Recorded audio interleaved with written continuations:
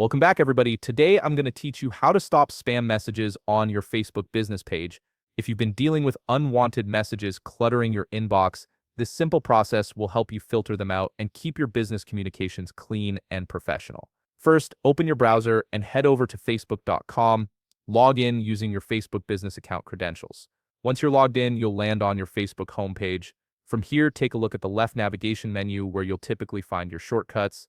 Click on your Facebook business page from this list. This will take you directly to your business page management area where you can handle all aspects of your page. Now that you're on your Facebook business management page, shift your attention to the top right part of your screen. You're looking for the messenger icon, which is usually represented by a small chat bubble or messaging symbol. Go ahead and click on it.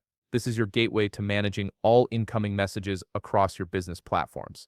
Clicking the messenger icon will open a new tab directing you to your business messaging page. This is a centralized hub where you can view and respond to messages from multiple platforms, including your Facebook business page, Instagram, and WhatsApp. It's a powerful tool for managing customer communications all in one place.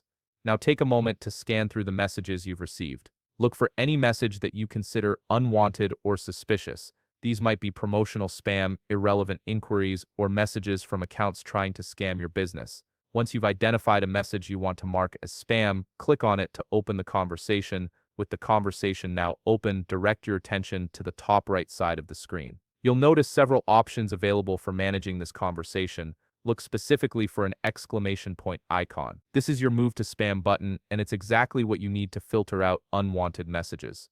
Click on this exclamation point icon to mark this person's messages as spam. By doing this, you're not only removing the current message from your main inbox, but you're also training Facebook's system to recognize similar patterns in the future, helping to automatically filter out similar spam messages.